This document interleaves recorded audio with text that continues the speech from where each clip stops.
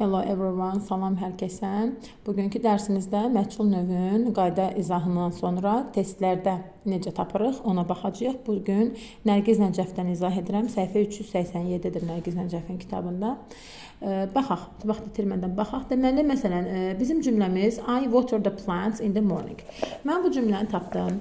Demişdik ki, birinci baxırıq, eyni mübtəda qalarsa bu məchul növ deyil. Yəni cümləni məchul növə çevirmək üçün mübtəda, xəbər, tamamlığımı tapıram.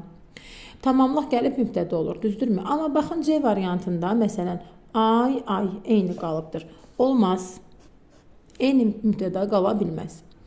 İkinci, baxıram, mənim cümləm hansı zamandadır? İndiki sadə zaman, düzdürmü? Yəni, biz nə axtarmalıyıq orada indiki sadə zamanda? Am, is, are. Bunlardan birini axtarmalıyıq. Baxıram, burada V verilib, keçmiş zaman, B olmaz. Daha sonra have verilib, have yoxdur mənim cümləmdə, olmaz. Are və are. İki dənə are var. Bunlara baxıram. Y variantında are-dan sonra been əlavə olunubdur. Xeyr, indiki sadə zamanda been deyə bir şey yoxdur. Am, is, are və feilin üçüncü forması olmalıdır. Burada been olmalı deyil. Am, is, are və feilin üçüncü forması A variantında doğru verilibdir. Ona görə də mənim doğru variantım olacaq A. Sonra, məsəl üçün, digər bir cümləyə baxaq. That boy feeds his dogs twice a day. Oğlan öz itlərini gündə 2 dəfə yemək yedizdirir. Boy mübtədadır, feeds xəbərdir, his dogs tamamlıqdır. Tamamlıq gəlib mübtəda olacaq. His dogs mübtəda olacaq. Yenə birinci hansına çıxırıq? Mübtədası eyni qalanı. The boy eyni qalıb. Y variantı. Avtomatik getdi. Sonra feeds hansı zamandır? İndiki sadə zaman, düzdür. İndiki sadə zamanda nə axtarırdıq? Am, is, are, sonra V3. Am, is, are olmayanları çıxıram. V getdi, have getdi. Qalır are, düzdürmü? Dogs cəmdə olduğu üçün. Burada baxın, əlavə ediblər being. Being nədir axı? Yəni, burada sadə zamanda being deyə bir şey yoxdur. Feedin də keçmiş zamanı feddir. Feed, fed. His dogs are fed twice a day. Onun itləri gündə 2 dəfə yedizdirilir. Bu bizim doğru cavabımız oldu. Daha sonra bir dənə də bir balaca çaşdırıcı testə baxaq. Məsəl üçün 7. Deməli, keçmiş zamanda olanda uşaqlar bəzən zaman zərfini verməyəcək ki, siz özünüz biləsiniz. Artıq qaydalı feillər asandır, edi görürsünüz. Amma qaydasız feillərdə gərək siz onun 3-cü formasını biləsiniz. Bilməsəniz, artıq cavabı səhv olacaq. The boy shot the bird with his gun. Shot hansı feilin keçmişidir?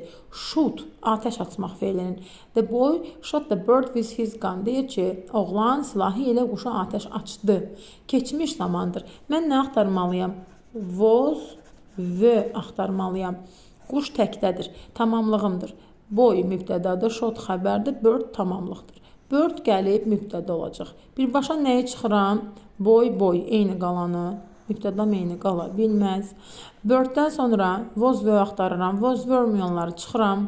Baxın, the bird shot by getdi. The bird is getdi. The bird has getdi. Avtomatik cavabım çıxdı. A variantı. The bird was shot by the boy. Quşa ateş açıldı oğlan tərəfindən. Oldu cavab A variantı.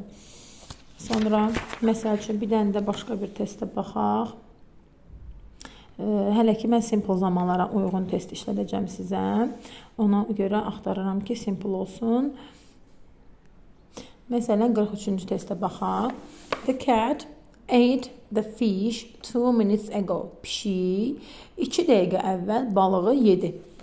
Və yaxud da balıqları yedi. Baxın, burada biraz diqqətliyik. Çünki fish təkdə də ola bilir, cəmdə də. Buna diqqət edəcəyik. Cat mübtədamdır, ate xəbərimdir, fish tamamlığımdır.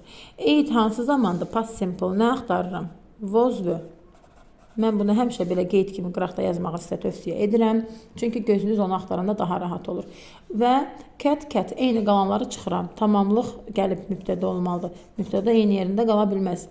Baxın, digərlərində də fish, hamısı düz yazıblar mübtədanı. Amma indi xəbəri səhv yazıblar. Keçmiş zamanda axı biz burada is verə bilmərik, has verə bilmərik. Voz. Məsəl üçün burada vö də ola bilərdi. Çünki balıqları yedi deyə bilərik. Təki cəmi eyni feildir. Hələ ki burada çaşdırıcı test salmayıblar. Asan veriblər hələ ki. Məsələn, vozdan sonra burada nə yazıblar özlərindən? Been. Elə belə yazıblar ki, çaşasız. Diqqətli oluruq. Yadda saxlayırıq. Past simple-da sadəcə voz və yaxud vö üstə gəlsin. Feilin 3-cü forması olmalıdır. Yəni, hansı variant? B variantı. Balıq deməli, pişik tərəfindən yeyildi. Yəni, mənim B variantım burada doğru cavabdır. Bir dənə də gələcək zamana aid baxaq. The workers will finish the work in a day. İşçilər bir günə işi tamamlayacaqlar. Fəhlələr bir günə işi tamamlayacaqlar. Workers mənim mübtədamdır. Will finish mənim xəbərimdir. İşi mənim tamamlığımdır. Mübtədam nə olacaq? The work. Baxıram, work olmayanları çıxıram. Baxın, workers eyni qalıb. Avtomatik getdi, C variantı.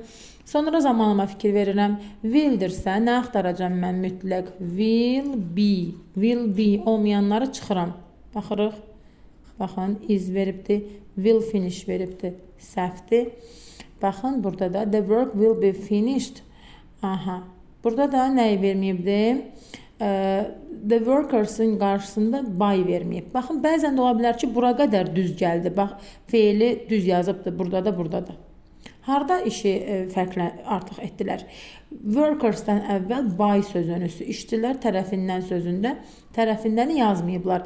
Bəzən uşaqlar tələsir, özü də A variantına qoyurlar ki, görən kimi elə bilsin ki, cavab budur. Hə, will be, vəssalam, cavab budur. Tələsmirik, diqqətli oluruq. Will be finished. Görsən, ikisi də eynidirmi? Bundan sonraya da baxmaq lazımdır da, deməli. By the workers, işçilər tərəfindən. Ona görə bu səhvdir. Doğru cavabımız B variantı olacaq.